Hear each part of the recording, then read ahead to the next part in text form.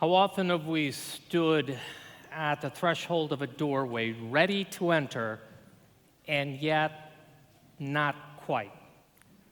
Like when you get called to the principal's office, or the boss, or the chief, or the director of admissions, or the bishop. Yeah, even the bishop.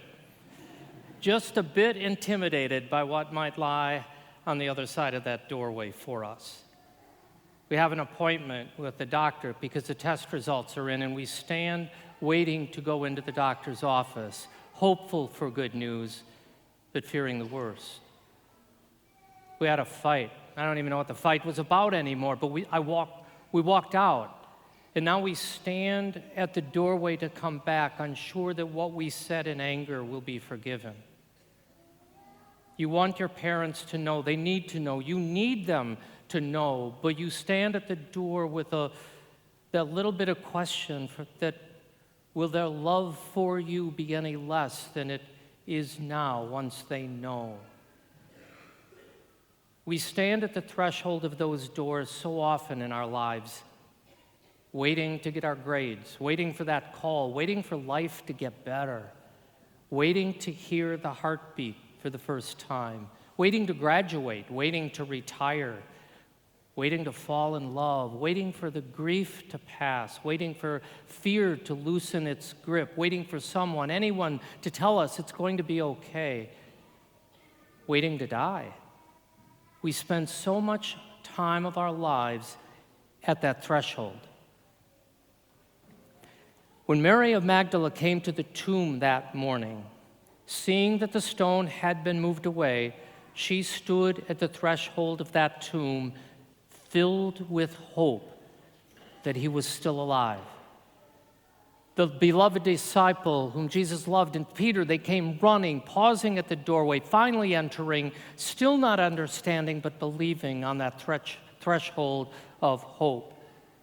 Day after day, time after time, it would happen again in the upper room in Galilee at the seashore. Hope was waiting to be born. And so it is with us.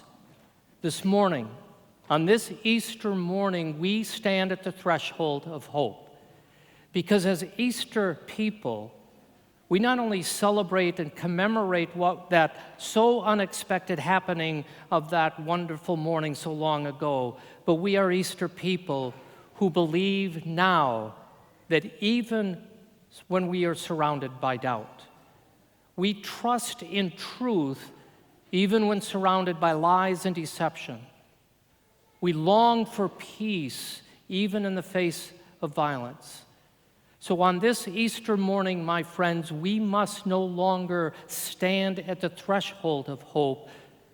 We have to enter into that hope so that our hope, the hope of the Christian people, will be the hope of our brothers and our sisters around the world, and the hope of our children, and the hope of our children's children, that it might be resurrected. We enter into that hope for the sake of the people who have lost hope, for those who live in poverty, for the imprisoned, for immigrants, for the forgotten, for those who find themselves outside of doors that remain closed to them, and for those who've lost their way. On this Easter morning, we face our challenges and the challenges of the world with hope that cannot be silenced.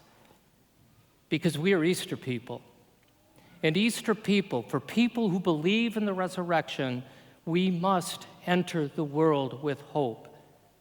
We declare, along with all the Christian world, this morning that Jesus is alive, that the tomb could not hold back the love of God, and it cannot hold us back. We proclaim with ritual and with song that Jesus Christ is risen. The tomb is empty, and we are not going to go back.